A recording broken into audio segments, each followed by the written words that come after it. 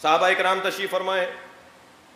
حضرت سعد ابن ابی وقاص سے کسی نے آواز دے کر کہا کہ آپ کے نزدیک علی کی کوئی فضیلت ہے؟ میں نے کل کی مجلس میں عرض کیا تھا کہ بہت مشکل تھا صحابہ کرام کو اس سوال کا جواب دینا، خاص طور پر نبی کی رحلت کے بعد.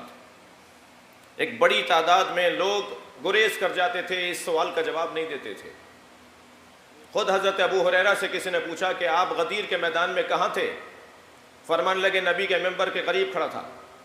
کہا کیا سنا آپ نے، کیا کہا علی کے بارے میں نبی نے؟ تو کلمہ استرجا پڑھتے ہوئے آگے بڑھ گئے، انا للہ و انا الیہ راجعون، آگے بڑھ گئے. تو پوچھنے والے نے آواز دے کر کہا کہ آپ سے میں نے کچھ پوچھا ہے؟ کہنے لگے مجھے اپنی جان عزیز ہے. انس ابن مالک سے پوچھا کہ آپ غدیر کے میدان میں کہاں تھے؟ کہا میں نے تو سرکار کو سہارا دے کر ممبر پہ چڑھایا تھا. کہا کیا سرکار نے غدیر کے میدان میں علی کی مولائیت کا اعلان کیا تھا؟ تو کہنے لگے میری اولاد زیادہ ہے، میرے پاس مال کم ہے، میری زندگی تنگ پڑ جائے گی، اس کا جواب نہیں دے سکتا. بہت مشکل تھا عزیزو. آج میرا اور آپ کا اتنی آرام سے آسانی سے مولا علی کے فضائل کی گفتگو، مولا علی کے فضائل پہ مجلس کا منعقد کرنا، یہ نعمت عظمیٰ سے کم نہیں ہے. اور اس نعمت عظمیٰ کے حصول کے لیے جس کا جو حصہ ہے اس کے لیے خیر خواہ بھی رہیے اور دعا گو بھی رہیے. سب بہت مشکل تھا، بہت مشکل دور گزرا ہے. آپ دور نہ جائیے، عبید اللہ ابن عباس، تھوڑی سی عبرتیں سن لیجیے تاریخ کی. مولا کی بات کرنا، مولا کے فضائل سنانا، یہ کیسے کیسے مشکل مرحلوں سے گزر کے ہم تک پہنچی ہیں یہ روایتیں. زیادہ دور نہ جائیے. عبید اللہ ابن عباس کون ہیں؟ حضرت عبداللہ ابن عباس کے چھوٹے بھائی ہیں. عباس ابن عبد المطلب کے سب سے چھوٹے بیٹے ہیں. مولا نبی کے، مولا علی کے چچا زاد بھائی ہیں. امام حسن کے چچا ہیں. جی مل گئے تھے شام کے حاکم سے جا کر، 80,000 دینار درہم لے لیے تھے. مولا حسن کو چھوڑ کے چلے گئے تھے. جی خود حضرت عقیل چاہے ایک وقت کا کھانا کھانے گئے ہوں، چاہے ایک وقت کے لیے دسترخوان پر گئے ہوں علی کے دشمن کے پاس. مشکل بات ہے. اور یہ مثالیں شاید اس وجہ سے بھی ہیں کہ یہ بتایا جائے کہ معصوم معصوم ہوتا ہے. اس کی عصمت کو جو اللہ کی طرف سے قرار دی جاتی ہے اس پر اللہ کا پہرا ہوتا ہے، اللہ کے فرشتوں کا پہرا ہوتا ہے، اللہ بچانے والا ہوتا ہے انہیں. بہت مشکل وقت تھا.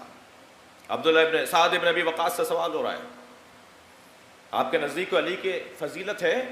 آپ نے کوئی علی کی فضیلت سنی؟ فرمانے لگے کہ 4 فضائل علی کے میں نے آنکھوں سے دیکھے کہ اگر ان میں سے ایک فضیلت بھی مجھے مل گئی ہوتی تو حضرت نوح کی عمر کے برابر اگر مجھے حکومت دی جاتی تو میں حکومت چھوڑ دیتا اور اس فضیلت کو لے لیتا. 2,500 سال کے تھے حضرت نوح، 250 سال کی نہیں، 2.5 سال کی حکومت کی بات نہیں ہو رہی. 2,500 سال کی حکومت بھی مجھے دی جاتی اور کہا جاتا یہ فضیلت واپس کر دو تو میں وہ فضیلت واپس نہ کرتا، میں 2,500 سال کی دنیا پر حکومت کو ٹھکرا دیتا اگر ان میں سے ایک فضیلت بھی مجھے مل جاتی. پوچھنے والے نے کہا کہ سعد بتائیے وہ 4 فضیلتیں کون سی ہیں؟ تو سب سے پہلے فرمایا کہ علی کی سب سے بڑی فضیلت، ان 4 فضیلتوں میں جو میرے نزدیک بڑی فضیلتیں ہیں، علی کی سب سے بڑی فضیلت یہ ہے کہ نبی نے علم اس کے ہاتھ میں دیا جسے علی کہا جاتا ہے. کرار کہہ کر، رجل کہہ کر، غیر فرار کہہ کر، غدیر میرے مولا علی کو میرے مولا نبی نے خیبر کے میدان میں علم دیا. یہ علم لینے والی فضیلت یہ علی کے ان 4 فضائل میں سے ایک. ساتھ دوسری فضیلت کیا ہے؟ توجہ چاہوں گا. ساتھ کہنے لگے دوسری فضیلت علی کی یہ ہے کہ سورہ مبارکہ براءت، توجہ چاہوں گا، سورہ براءت، سورہ توبہ، اس کا ایک نام سورہ توبہ بھی ہے. سورہ براءت اور سورہ توبہ جب نازل ہوئی تو مشرکین پر جا کر اس سورہ کو پڑھنا تھا. وہ پیغام مشرکین مکہ کو جا کے سنانا تھا. سرکار مدینے میں تھے. سورہ نازل ہوا کہ آپ یہ پیغام مشرکین تک پہنچا دیں. عجیب بات ہے. دیکھیں کچھ دیر کے لیے ذرا کھلے دماغ سے میری ان چند جملوں کو سنیے گا، کیونکہ میں مائک پر مجلس پڑھ رہا ہوں اور میں پہچانتا نہیں ہوں کہ کون کس عقیدے کا حامل ہے، الا و شذ و ندر، کچھ کے علاوہ یا زیادہ تر کے علاوہ. اگر ایک بھی میرا کوئی عزیز بھائی بیٹھا ہے تو اسے لمحہ فکریہ دے رہا ہوں. جب سرکار کے اوپر یہ سورہ نازل ہوا، سورہ براءت، سورہ توبہ، حکم ہوا کہ مشرکین مکہ کو جا کے یہ سورہ سنا دیا جائے، یہ پیغام سنا دیا جائے، تو سرکار دو جہاں نے حضرت ابو بکر کو بلایا.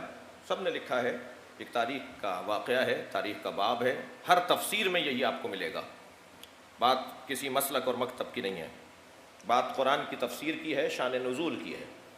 حضرت نبی مکرم نے حضرت ابو بکر کو بلایا اور کہا آپ جا کر یہ سورہ مشرکین مکہ کو سنا کر آ جائیں، یہ مشرکین کو یہ پیغام سورہ براءت کا سنا کر آ جائیں. جی حضرت ابو بکر مدینے سے مکہ کا آدھے سے زیادہ سفر گزار چکے تھے. اب یہ کون کہہ رہے ہیں؟ سعد ابن ابی وقاص سنا رہے ہیں یہ داستان. وہ سورہ لے کر جا رہے تھے کہ جبریل پھر نازل ہوئے اور کہا لا تکلف الا وانت ونفسک، یہ کام یا آپ خود کریں گے یا آپ جیسا کرے گا. یہ لکھا ہے صاحب نے، صلوات پڑھیں ذرا محمد و آل محمد.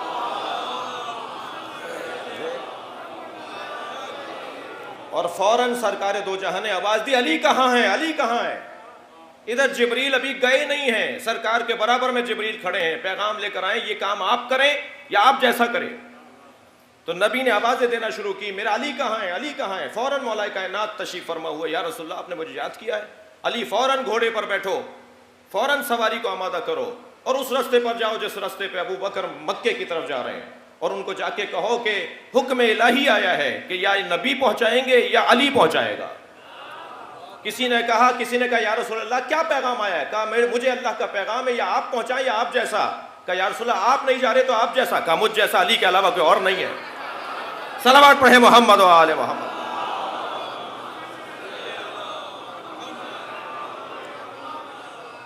اور مولا جس تیزی کے ساتھ، جس حکم الہی کی پابندی پر عجلت کے ساتھ پہنچے ہوں گے. ابھی حضرت ابو بکر آدھا رستہ گزار کے پہنچے تھے کہ ایک مرتبہ مولا نے آواز دی ٹھہریے. قافلہ ان کے ساتھ کوئی ایک دو فرد نہیں تھا، پورا قافلہ تھا. حضرت ابو بکر کو جا کے کہا کہ اللہ کے نبی نے آپ کو یہ حکم دیا تھا، آپ یہ لے کر جا رہے ہیں، اس کے بعد یہ حکم آیا ہے، اللہ کا حکم آیا ہے، لہٰذا پیغمبر نے مجھے بھیجا ہے کہ مجھ جیسا علی ہے تو میں پیغمبر کی جگہ یہ کام کرنے جا رہا ہوں. بہرحال تاریخ کا ایک حسین باب ہے. حضرت ابو بکر کی آنکھوں میں آنسو آئے. وہ امر مولا علی کے حوالے کرتے ہوئے، مگر کوئی چوں چرا نہیں کی انہوں نے. جو تاریخ میں لکھا ہے میں وہی بیان کروں گا. حضرت ابو بکر نے کوئی چوں چرا نہیں کی، کوئی بحث مباحثہ نہیں کیا. یہ نہیں کہا کہ نہیں میں پہنچاؤں گا. فوراً وہ جو دستاویز تھی، جو تحریر تھی، جو پیغام تھا، جو امر تھا، وہ مولا علی کے حوالے کیا اور وہاں سے وہ واپس ہوئے اور مولا آگے گئے. واپس آ کر رسول اللہ کی خدمت میں پہنچے تو رسول اللہ نے فرمایا کہ یہ حکم تمہیں روانہ کرنے کے بعد آیا تھا. سعد ابن ابی وقاص کہتے ہیں کہ ابو بکر کا جانا اور علی کا ان سے وہ امر لے کر پھر علی کا پیغام پہنچانا، یہ خود دلیل خلافت علی ہے. بھائی صلوات پڑھیں محمد و آل محمد.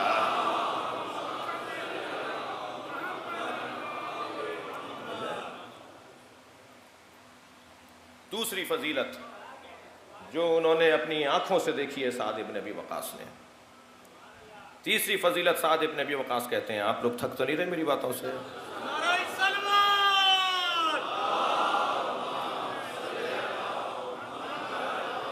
بڑی حسین بات ہے جو میں آپ کو سنانے جا رہا ہوں، آپ کی سنی ہوئی ہے، میرے لب و لہجے میں سن لیجئے.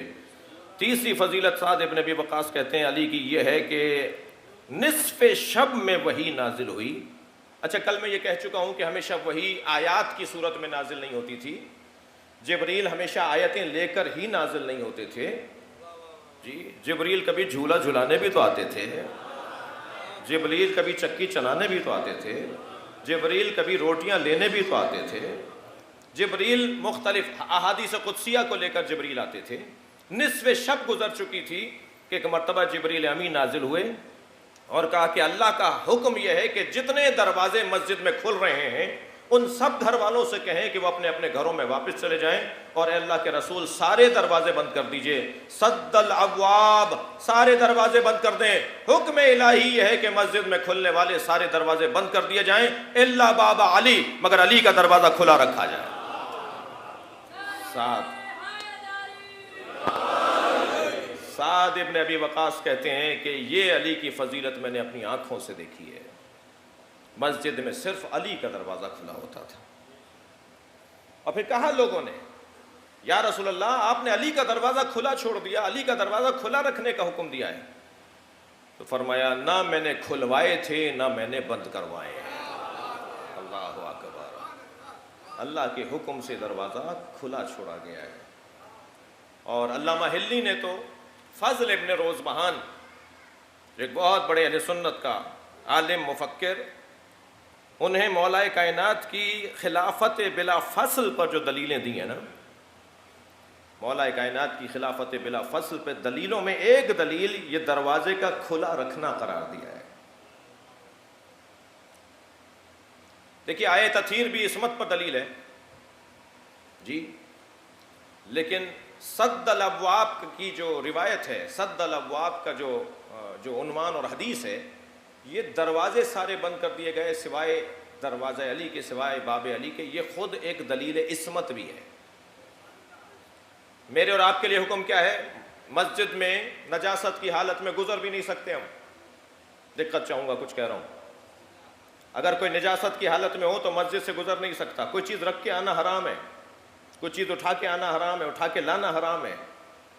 مسجد سے گزرنا مرور حالت نجاست میں جائز نہیں ہے. توجہ ہے, علی کا دروازہ کھولا ہی اس لیے گیا ہے کہ یہاں نجاستوں کا گزر نہیں ہے, یہاں طہارتوں کا عنوان ہے, عصمتوں کا عنوان ہے. فرماتے ہیں چوتھی فضیلت جو میں نے اپنی آنکھوں سے دیکھی علی بن ابی طالب کی, وہ مباہلے میں پیغمبر اکرم اپنے جیسے کے عنوان پر کسی کو لے کے گئے تو علی کو لے کر گئے.